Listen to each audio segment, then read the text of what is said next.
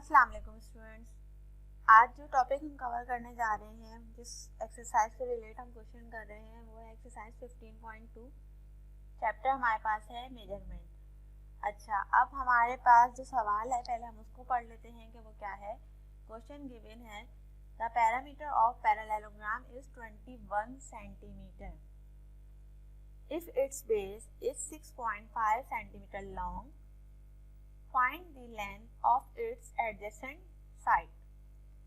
अच्छा, अब इतना तो हमें अंदाजा हो गया कि यहाँ पे बात हो रही है एक तो शेप के बारे में, जो कि क्या है, पैरेललोग्राम। सेकंड जो चीज़ हमारे पास यहाँ पे डिस्कस हो रही है वो क्या है, इसका पैरामीटर। अब जैसे आप सबको पता होगा कि पैरामीटर हमारे पास किसी भी शेप की जो आउटर बाउंड्रीज होती हैं उनकी मेजरमेंट को हम पैरामीटर कहते हैं। फॉर एग्जांपल, जैसे ये मेरे पास एक पैरामीटर ड्रॉ है, तो इसकी जैसे जैसे मेरा माउस मूव करता जाएगा आप देखते जाइएगा कि मैं जिन लाइन पे मूव कर रही हूँ तो उनकी मेजरमेंट मुझे पता करने के बाद उसका क्या होगा, पैरामीटर पता चल जाएगा। अब क्या हुआ कि इन्होंने मुझे यहाँ ऑलरेडी गिवन है कि मेरे पास जो पैरामीटर है वो 21 सेंटीमीटर है। अब मैं आपको बता रही हूँ कि 21 सेंटीमीटर किस तरह है, यानी कि यहाँ से हम स्टार्ट करते हैं। इसको अगर मेजर करना, ये लाइन, इस लाइन की मेजरमेंट, इस लाइन की मेजरमेंट और इस लाइन की मेजरमेंट, तो इन तमाम चारों लाइंस की मेजरमेंट को जब हम ऐड करेंगे तो हमारे पास पैरामीटर क्या आ जाएगा, 21 सेंटीमीटर। ये एक बार। देन सेकंड थिंग हमारे पास क्या है कि बेस। पैरामीटर में जो हमारे पास इसकी हॉरिजॉन्टल साइड यानी कि ये साइड है, ये क्या कहलाती है, बेस। यानी कि किसी भी किसी भी पैरेललोग्रामिक शेप का जो हॉरिजॉन्टल साइड होगा वो क्या होगा, उसका बेस। अच्छा, और दूसरी चीज हमारे पास क्या है, इसकी एडजेसेंट साइड, जो कि आपको नजर आ रही होगी। अब हमारे पास एक ही इशू आता है, पैरेललोग्राम में इशू तो नहीं है, हम इसको सॉल्व इस तरीके से करते हैं तो वो थोड़ा डिफरेंट है। इसको हम इस तरह ले लेते हैं कि ये देखिए, ये इसकी क्या है, वर्टिकल साइड। अब वर्टिकल साइड यहाँ पे, क्योंकि पैरेललोग्राम में क्या है, डायगोनल है, यानी कि टेढ़ी है, सीधी नहीं है। तो हमने अपनी आसानी के लिए एक रूल बना लिया और हमने क्या किया कि हमने बेस से एक डॉटेड लाइन ड्रॉ की, वर्टिकल यानी कि सीधी, और इसको हमने कह दिया कि ये हमारे पास क्या है, एडजेसेंट साइड।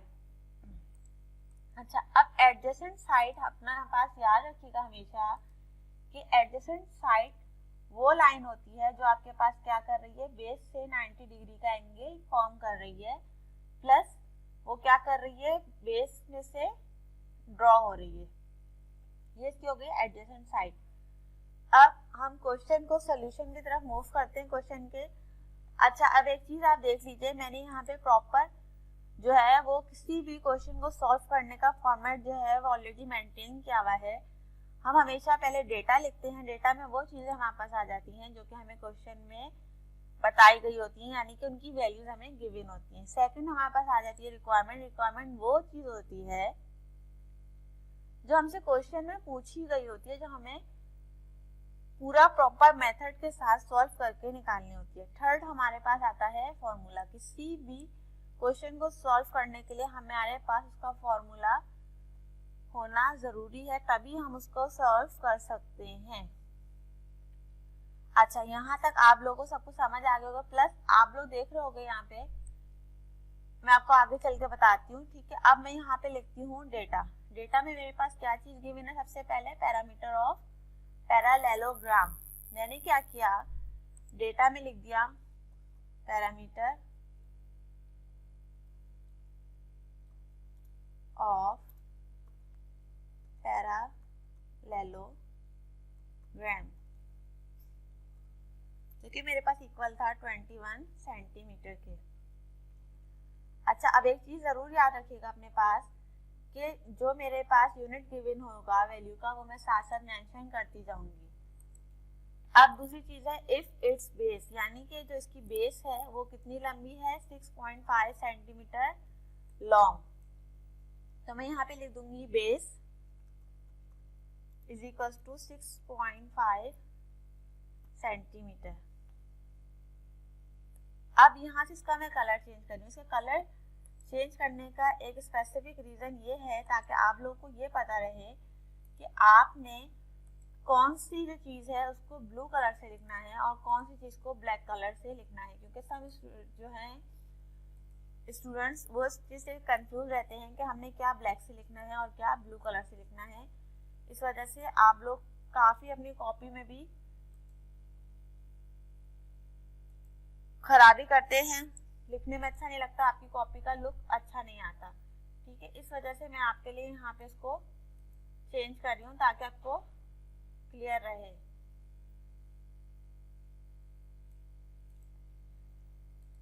अच्छा, ये मेरे पास हो गया बेस। ये हमेशा याद रखिएगा कि जो भी चीज़ डेटा की हेडिंग के अंदर आएगी वो ब्लू कलर में आएगी।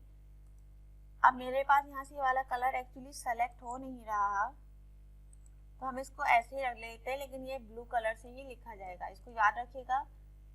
अब हमारे पास सेकंड चीज आती है रिक्वायरमेंट।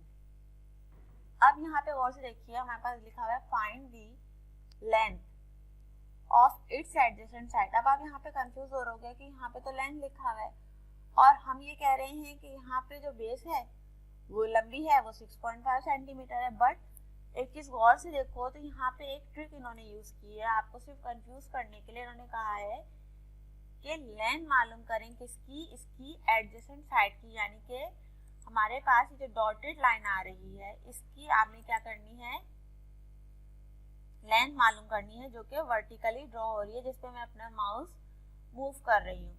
क्लियर है? तो आप यहाँ लिख दोगे एडजेसेंट साइड।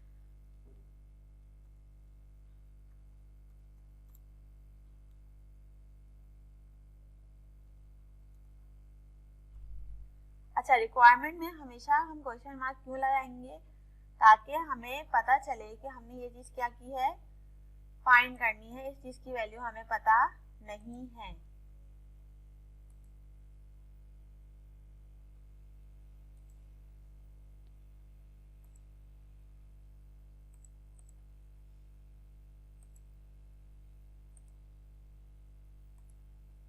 अब बात आती है मेन बात क्या है, हमारे पास इसका फॉर्मूला, कि आखिर इसका फॉर्मूला हमारे पास है क्या। आप देखो यहाँ पे हमारे पास दो चीजें हैं, एक तो है बेस, दूसरी है एडजेसेंट साइड। अब क्या होता है कि इसकी जो बेस है ये वाली साइड, ये बराबर होगी इस वाली साइड के, सही है। तो क्या हो गया कि ये गई और इसकी ये वाली साइड भी क्या हो गई, हमारे पास बेस हो गई, यानी कि जो एक और हॉरिजॉन्टल लाइन ड्रॉ हो रही है वो क्या है, बेस। सेम इसी तरह ये मेरे पास एक वर्टिकल लाइन आ रही है जिसको मैं एडजेसेंट साइड कह रही हूँ। इसी तरह यहाँ पे भी एक वर्टिकल लाइन होगी जो कि मैंने ड्रॉ नहीं की, जो कि हम शो नहीं करते, वो क्या होगी, इसकी एडजेसेंट साइड। अब अगर हम क्या करेंगे, हम इसकी ये बेस, ये एडजेसेंट साइड और ये एडजेसेंट साइड, इन चारों को ऐड कर लेंगे मेजरमेंट्स को, तो हमारे पास इसका पैरामीटर फाइंड हो जाएगा। बट हमें इस क्वेश्चन में एडजेसेंट साइड फाइंड करनी है। अब यहाँ पे मैं इसका फॉर्मूला टाइप करती हूँ। फॉर्मूला मेरे पास है पैरामीटर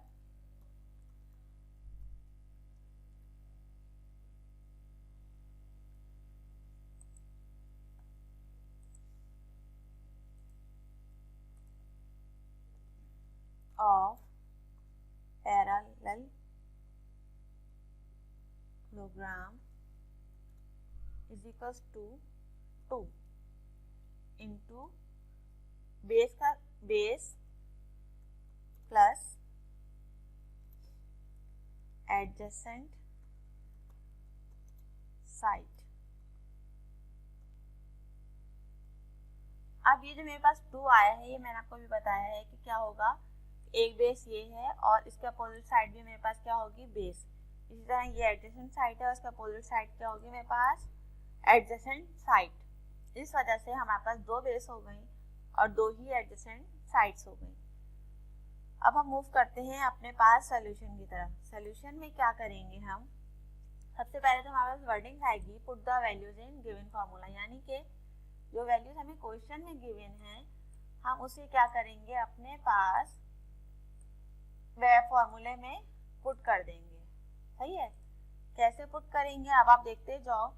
हम क्या करेंगे, सबसे पहले लिखेंगे पैरामीटर ऑफ पैरेललोग्रामिंग। सही है। अब मैं यहाँ पे क्या कर रही हूँ, मैं इस पूरी चीज को लिखने के बजाय इसका पैरामीटर का सिंबल यूज कर रही हूँ, जो कि मेरे पास है P। पैरामीटर इसका सिंबल हो गया P। देन मैंने लिखा 2। इसके बाद मुझे पता है कि जो बेस है मेरे पास उसका सिंबल क्या होता है B, तो मैंने लिखा B plus adjacent side. Adjacent side का मेरे पास सिंबल होता है S, तो मैंने यहाँ टाइप कर दिया S और ब्रैकेट क्लोज। अब मैं यहाँ पे वैल्यूज लिख रही हूँ।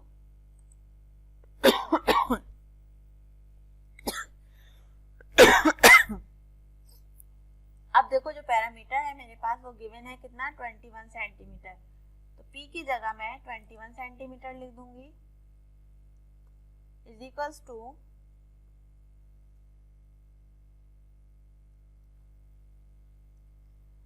ये वाला 2 मैं एज इट इज क्या कर रही हूँ, कॉपी डाउन। मैंने यहाँ ये वाला 2 एज इट इज लिख दिया। अब बेस में मेरे पास बेस की क्या वैल्यू गिवन थी, 6.5 सेंटीमीटर। बेस की जगह मैंने लिख दिया 6.5 सेंटीमीटर प्लस, अब एडजेसेंट साइड जो सिंबल है एडजेसेंट साइड का वो मेरे पास होता है S, तो मैं यहाँ पे as it is S copy कर दूंगी। अब हम आगे मूव करते हैं नेक्स्ट स्टेप की तरफ। अब यहाँ पे देखो 21 तो मैं क्या करूंगी, एज इट इज लिख दूंगी। 21 मैंने एज इट इज लिख दिया। इसके बाद मैं 2 को मल्टीप्लाई करूंगी 6.5 से।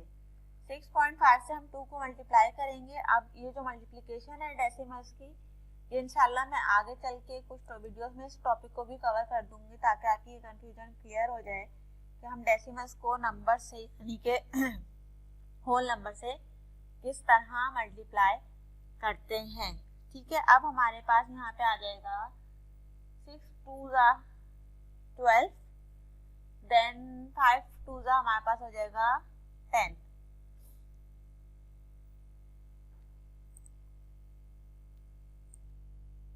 अच्छा, तो अब हमारे पास क्या हुआ, 2 multiply by 6.5 is equal to 13। अब यहाँ पे आप प्लस का साइन एज इट इज मैंने कॉपी डाउन कर दिया। अब एक चीज और, 2 को मैं मल्टीप्लाई कर रही हूँ S से। अब यहाँ पे आप कंफ्यूज होंगे कि ये 2 इस S के साथ कैसे आ गया।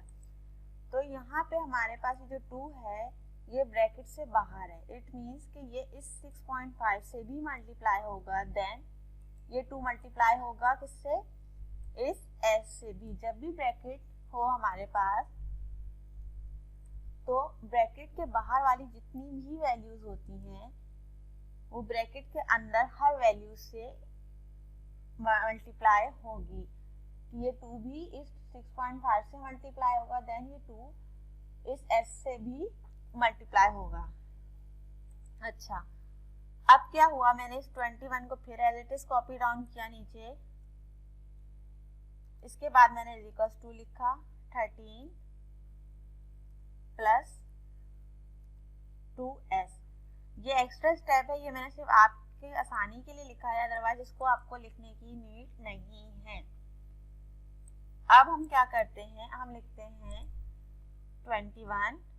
अब मैं क्या कर रही हूँ कि मेरे पास मुझे क्योंकि इस S की वैल्यू फाइंड करनी है, तो मैं क्या करूँगी, इसके साथ जितनी वैल्यूज है उनको मैं हटाती जाऊँगी, तभी मेरे पास इस S की वैल्यू आएगी। मैंने क्या किया कि ये 13 मेरे पास यहाँ पे प्लस के साथ है, ठीक है। अब यहाँ पे मैं इसको लिख दूंगी -13। क्यों लिखूंगी ये मैं आगे भी बताती हूँ आपको, इज इक्वल्स टू।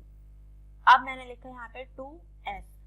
अब आप यहाँ पे देखिए कि यहाँ पे मेरे पास ये 13 प्लस की वैल्यू थी और ये इज इक्वल्स टू से मेरे पास लेफ्ट हैंड साइड पे था, लेकिन अब ये लेफ्ट हैंड साइड पे है तो ये प्लस में है। लेकिन जब हम इज इक्वल्स टू से इसको राइट हैंड साइड की तरफ मूव करवाएंगे, यानी इज इक्वल्स टू से पहले ले आएंगे, तो इसका साइन क्या हो जाएगा, रिवर्स। तो ये हमारे पास माइनस हो गया। अब हम क्या करेंगे, 21 माइनस 13। 21 माइनस 13 हमारे पास आ जाएगा 8, ठीक है। 14, 15, 16, 17, 18, 19, 20 एंड 21 हमारे पास आ गया 8 इज इक्वल्स टू, अब मैंने क्या किया, इस 2s को as it is copy down कर दिया। क्लियर है। अब एक चीज हमारे पास जो डिफरेंट होने वाली है उसको जरा गौर से देखिएगा। अब मैं क्या कर रही हूँ कि मैं लिख रही हूँ यहाँ पे 8 divided by 2 is equals to s। अब आप यहाँ पे कंफ्यूज हो जाओगे कि मिस ने ये यहाँ पे कैसे लिखा। इसके एक रीजन है, वो मैं आपको बताती हूँ कि वो क्या रीजन है। देखो यहाँ पे ये जो 2 है ये इस s से क्या हो रहा है, मल्टीप्लाई हो रहा है। अब हमने क्या किया, जब हम इस 2 को इस s के साथ से हटाया यानी कि ले गए, तो अब ये 2 क्या हो रहा है, इस 8 से जाके डिवाइड, यानी कि जब एक चीज इज इक्वल टू से इस साइड पे मल्टीप्लाई हो रही होगी अपोजिट साइड पे, यानी कि इज इक्वल टू से दूसरी तरफ जाके क्या हो जाएगी, वो डिवाइड।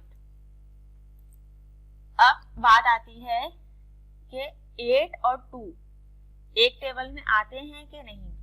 तो ऑब्वियसली हम सबको पता है कि 2 के टेबल में 8 आता है 4 पे। तो मैं यहाँ से क्या करूंगी, मैं डायरेक्ट इसको कैंसिल कर दूंगी। 2 1 जा 2 एंड 2 4 जा 8। ये मेरे पास आ गया 4 divided by 1 is equal to s।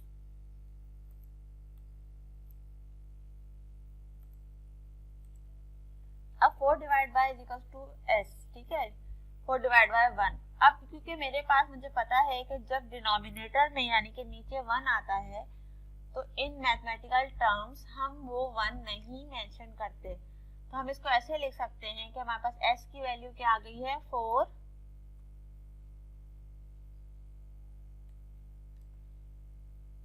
अच्छा। अब एक चीज यहाँ पे देखिएगा, जैसे मैंने बात की थी अपनी प्रीवियस वीडियो में एरिया के बारे में, सही है।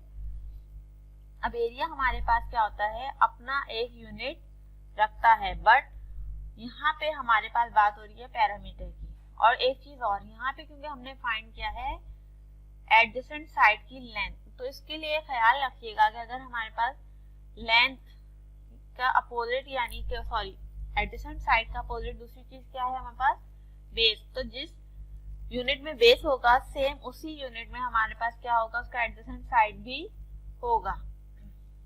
तो हम क्या करेंगे, हम यहाँ पे हमें पता है कि हमारे पास जो वैल्यूज हैं वो सब किस में है, सेंटीमीटर में। जो यूनिट्स हैं उनके सेंटीमीटर है, इस वजह से हम आंसर में भी क्या ऐड कर देंगे, सेंटीमीटर का यूनिट।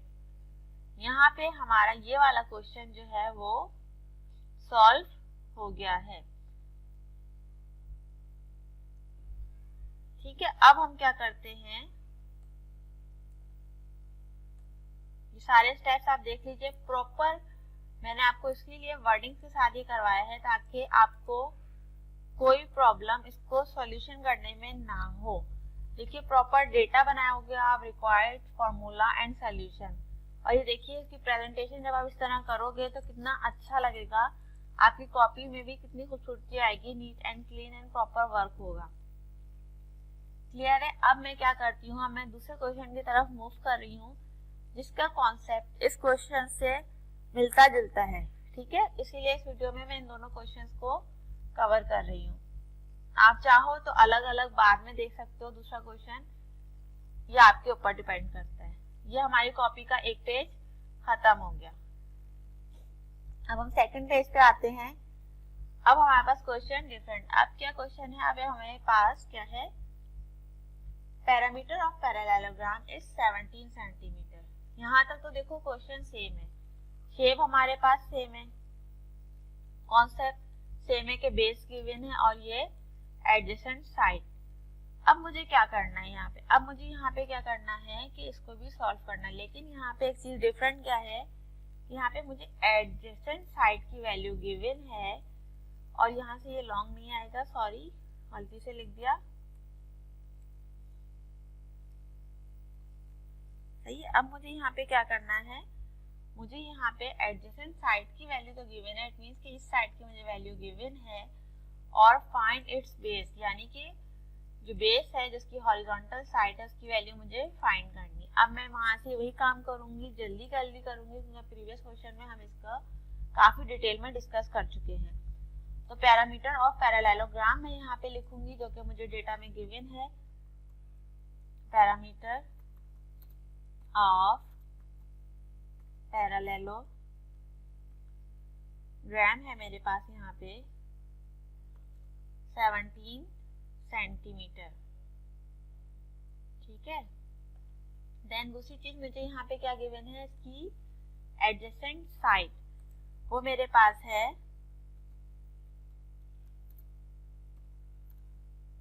5 सेंटीमीटर।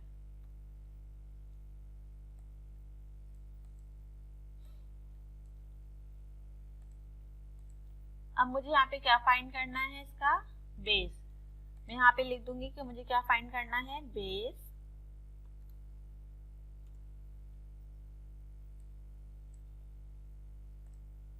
फॉर्मूला मेरे पास, क्योंकि शेप सेम है इस वजह से मेरे पास फॉर्मूला क्या रहेगा, सेम रहेगा। मैं यहाँ पे लिख दूंगी perimeter of parallelogram is equal to 2 into base plus S, ठीक है। अच्छा, मैंने बेस प्लस एस लिख दिया है, बट हमारे पास क्या है, बेस प्लस एडजेसेंट साइड। मैंने यहाँ पे इसको सिंबल से शो कर दिया था, बट मैं आसानी के लिए आपकी पूरा ही लिख देती हूँ। देन अब मेरे पास क्या आ गया, फिर वही स्टेप आ गया सोल्यूशन का कि मैं क्या करूंगी, जो मुझे वैल्यूज गिवन है उनको मैं फॉर्मूले में पुट कर दूंगी। यहाँ पे मैं पैरामीटर ऑफ पैरेललोग्राम पूरा नहीं लिखूंगी, मैं इसका सिंबल यूज करूंगी जो कि है P, 2 इंटू बेस, बेस का सिंबल है B प्लस एडजेसेंट साइड का सिंबल है S, ओके। फिर हमारे पास क्या है, पैरामीटर ऑफ पैरेललोग्राम कितना दिया हुआ है, 17, 2 मैंने लिख लिया, प्लस बेस गिवन है 9, बेस हमें क्या करनी है, यहाँ से फाइंड करनी है, तो मैं इसको B एज इट इज लिख लूंगी। अब यहाँ पे देखो मैं इसी स्टेप में इसको अलग अलग कर रही हूँ ताकि आपको कंफ्यूजन ना हो कि ये 2 इस B से भी मल्टीप्लाई होगा, प्लस ये 2 इस एडजेसेंट साइड से भी मल्टीप्लाई होगा। मैं क्या करती हूँ, मैं यहाँ पे लिख देती हूँ 2 इंटू एस, मैं इसके अंदर लिख देती हूँ, ठीक है, यानी ये 2 इससे भी मल्टीप्लाई हो रहा है। देन हम नेक्स्ट स्टेप पे मूव करते हैं। मेरे पास क्या आ गया, 17 एज इट इज कॉपी हो गया, 2 इंटू, अब 2 मल्टीप्लाई हो रहा है B से, यानी कि बेस से। बेस की वैल्यू गिवन नहीं है, इस वजह से मैंने डायरेक्टली यहाँ पे B लिख दिया है। अब मैं प्लस का साइन लगाऊंगी, फिर मैंने 2 लिखा। अब यहाँ पे क्योंकि मुझे एडजेसेंट साइड की वैल्यू गिवन है, वो कितनी है, 5 सेंटीमीटर, वो मैंने यहाँ पे लिख दी। ब्रैकेट में लिखने की वजह ये है कि अभी मैंने इसको 2 से मल्टीप्लाई नहीं किया। फिर मेरे पास यहाँ आ गया 17 is equal to 2B plus 2 5 जा 10, मैंने यहाँ लिख दिया 2 5 जा 10। अब देखो यहाँ पे फिर वही काम कर रही हूँ, मैं पैरामीटर की जो वैल्यू है उसको एज इट इज यहाँ पे सब पे देखो एज इट इज मैंने कॉपी डाउन की है, मैंने यहाँ पे भी कॉपी डाउन कर ली। अब यहाँ पे मैं क्या कर रही हूँ, लिख रही हूँ -10। अब ये मैं बताती हूँ कि -10 मैंने कैसे लिखा। देखो ये वैल्यू यहाँ पे क्या है, प्लस की, इज इक्वल टू से लेफ्ट हैंड साइड पे वैल्यू क्योंकि प्लस की है, लेकिन मुझे फाइंड करना है यहाँ से बेस की वैल्यू, तो मैंने क्या किया, 10 को मूव कर दिया इज इक्वल टू के राइट हैंड साइड पे। तो जब भी हम इस तरह मूव करते हैं तो क्या होता है, जो भी वैल्यू होती है उसका क्या होता है, साइन का रेसिप्रोकल या रिवर्स हो जाता है। अगर प्लस की वैल्यू होगी तो किस में आ जाएगी, माइनस में। यहाँ पे यही काम हुआ, 17 minus 10 is equal to 7 is equal to 2B। ये वाला 2B मैंने क्या किया, as it is copy down कर लिया। अब इसके बाद नेक्स्ट स्टेप में हम क्या करेंगे कि हम इस 7 को डिवाइड करें 2 से। कैसे करेंगे ये मैं भी बताती हूँ।